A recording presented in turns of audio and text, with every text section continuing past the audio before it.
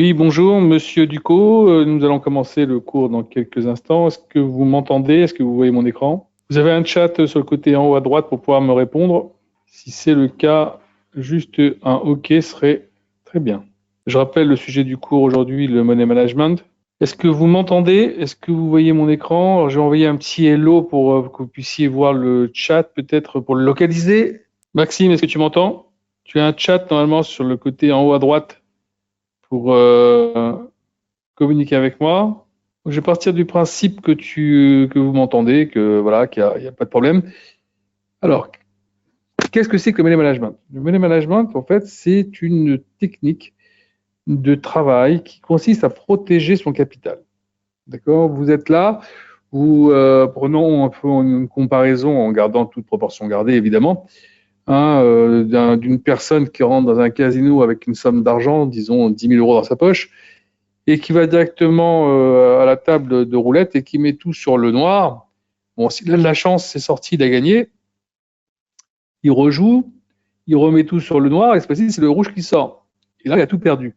Donc son problème, c'est que d'abord, c'est un casino, on gagne rarement au casino, et deuxièmement, c'est que il a tout mis sur un seul trade, on va dire, et donc il a tout perdu.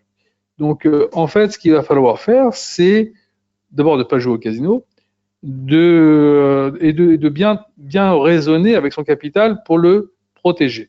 Donc pour ce faire, il y a une méthode qui a été mise en place avec un pourcentage de risque acceptable. On va dire que c'est plutôt une fourchette entre 2% et 7% de risque. Maintenant, 2%, c'est vraiment quand on n'a pas du tout envie de prendre de risque. Alors on se met à 2% et on essaie de se former en même temps et d'essayer de comprendre un peu, parce qu'en fait c'est ça qu'il faut faire. Quand vous allez appliquer ce pourcentage pour vos trades, vous allez essayer en même temps, au fur et à mesure, quand ça ne marchera pas, d'analyser ces trades. Alors, des fois, il vaut mieux faire des petites pauses, d'accord, de faire des petites pauses et de dire voilà pourquoi ça s'est mal passé, et d'analyser un peu tous les trades que j'ai pu faire et d'en tirer les conclusions.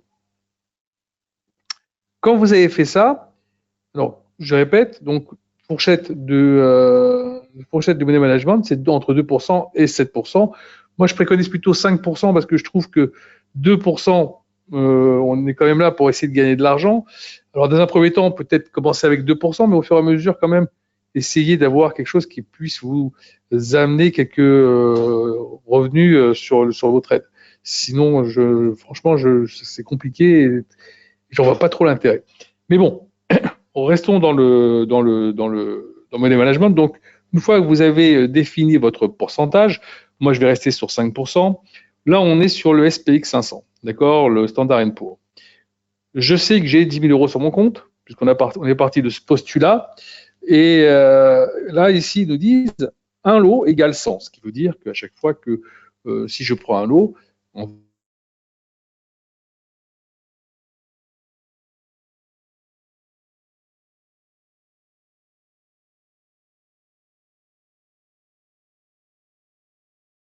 dessus, voilà. Vous voyez, d'abord je regarde mon graphique, je me dis tiens, ici, à chaque fois qu'on tape plus ou moins cette ligne-là, derrière, il y a un retour. En plus, on est en haut de la bande de Bollinger.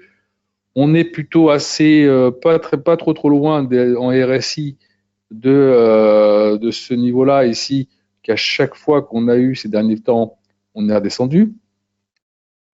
On sent bien ici que sur la stochastique, on n'est pas trop loin non plus peut-être d'un retournement. Bon, c'est pas tout de suite, mais c'est pas grave. On va dire qu'on est vendeur. D'accord? Donc, je me suis mis vendeur. Maintenant, je sais que si j'ai 5% de risque acceptable et que j'ai 10 000 euros sur mon compte, je ne dois pas perdre plus que 500 euros sur ce deal. Donc, qu'est-ce que je fais? Je vais ici sur mon deal, modifier ou annuler l'ordre, et je mets mon stop loss. D'accord? Vu que j'ai ouvert ma position à 77, ok, que je suis vendeur, je perds de l'argent. Ok, si ça monte à 82. D'accord, on va essayer oh là là. Je vais remettre mes lunettes parce que j'ai un problème sans mes lunettes. Voilà. Ce sera même plutôt 83. On va arrondir un peu. Voilà. J'ai mis donc ici à 83 mon stop loss, ce qui veut dire que si le marché arrive à 83, je serai stoppé, j'aurais perdu mes 500 €, mais j'aurais gardé j'aurais préservé mon capital, le reste du capital. Et pourtant, malgré que j'ai appliqué la règle, il y a un problème sur cette prise de position. Alors, je ne sais pas si vous l'avez déjà deviné, mais essayez de voir un peu la variation un petit peu d'aujourd'hui et d'hier déjà. Quand vous voyez un peu les bougies qu'on a ces derniers temps, regardez un peu la bougie d'aujourd'hui. L'ouverture, fermeture, plus haut, plus bas, on est entre 52 et 87, pardon. Donc on a quand même presque 1% de variation sur cette journée. 1% de variation sur cette journée, il y a quand même un peu de volatilité sur ce marché. D'accord, là, vous voyez, je suis en train de gagner de l'argent, mais il n'empêche que il y a sur mon ordre, il y a un problème. Le problème, il est que vu qu'il y a une volatilité importante sur ce produit, là, ici, en l'occurrence, je suis dans le bon sens, donc on ne s'en aperçoit pas. Mais si, regardez, j'ai été à 77, on a tapé 73, ça aurait très bien pu être dans l'autre sens et j'aurais été stoppé assez rapidement. D'accord? Le problème, il est que j'ai un stop loss beaucoup trop serré.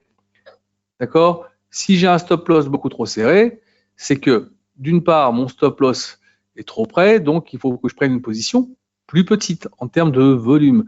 C'est la seule chose à faire pour que mon stop loss soit à une distance correcte. Donc j'ai divisé par 2 ma prise de position, donc ça sera plus à 5 points, mais à 10 points.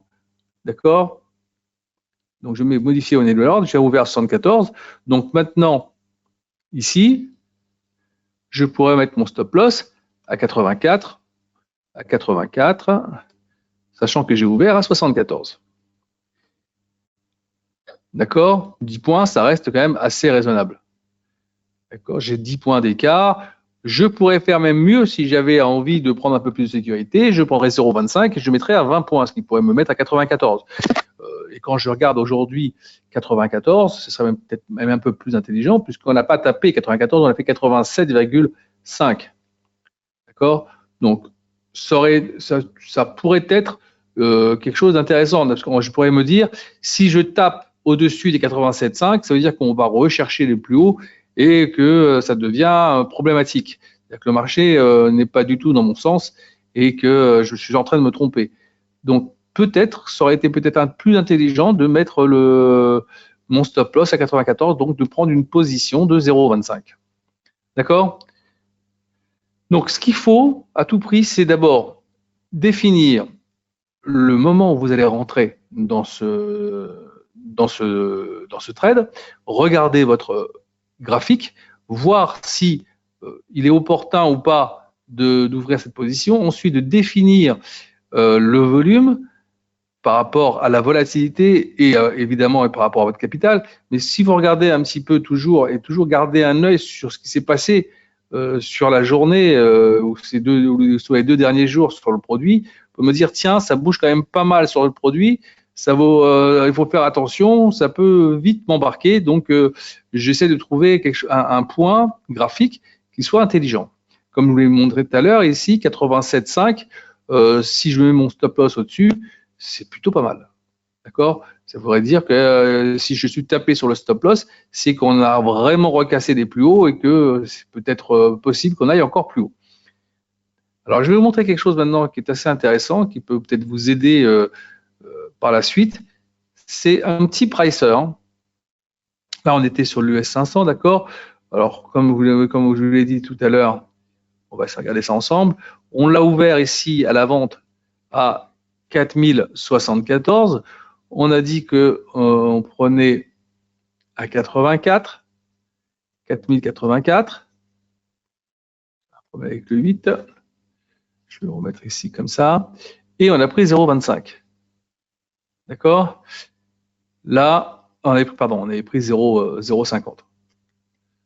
Voilà. Et donc là, forcément, je suis à moins 500. Donc là, maintenant, avec ce petit pricer, vous allez pouvoir prendre par exemple 0,25, ok, vous faire 0,25 et vous dire, voilà, si j'ai ici 0,25, là, ici, à 4094, je respecte mon money management et j'ai bien 20 points ici d'écart entre ma prise de position et mon stop loss pour 0,25 et je risque toujours que 500 euros. Alors, une chose encore qu'il faut bien garder en tête, c'est pas parce que je peux, par rapport à ce money management, perdre 500 euros qu'il faut aller au bout des 500 euros. C'est-à-dire que si par hasard, je m'aperçois que le marché n'est pas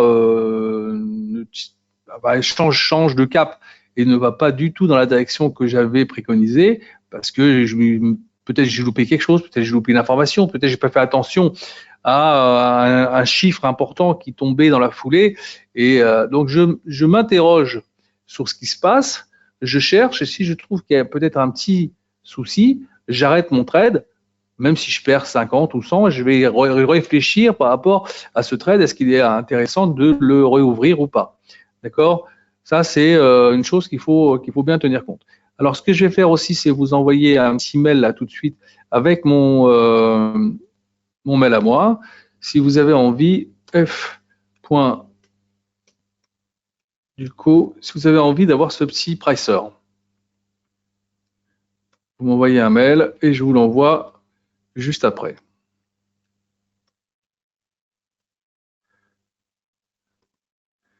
Oh là là. Voilà. Je pense que vous devez l'avoir là. Donc, on récapitule. Quand vous prenez une position dans le money management, la première des choses, c'est de définir votre niveau de pourcentage de risque.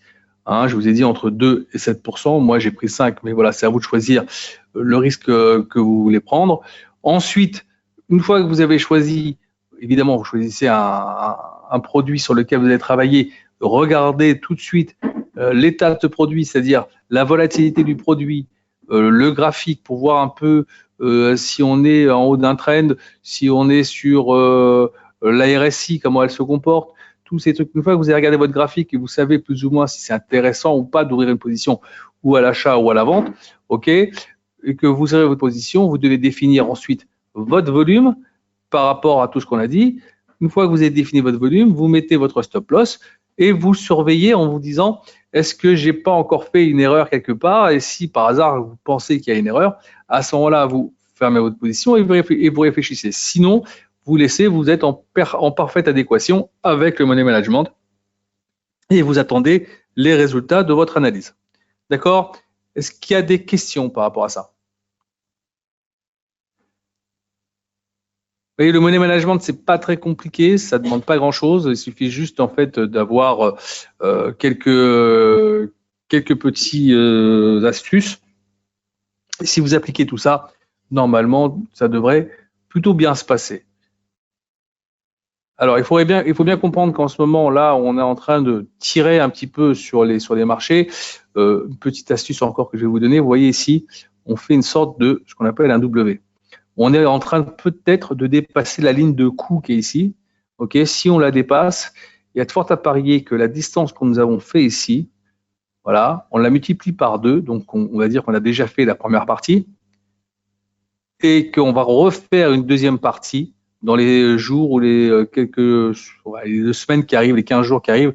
On pourrait peut-être arriver à faire les 4250, 4003 sur ce produit, si on arrive à dépasser évidemment cette ligne de coût. D'accord?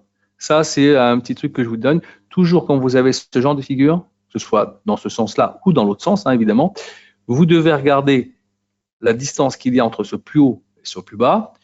Vous la multipliez par 2, vous l'ajoutez au cours du plus bas et vous avez normalement l'objectif à atteindre dans le rebond si on dépasse évidemment la ligne de coût. D'accord?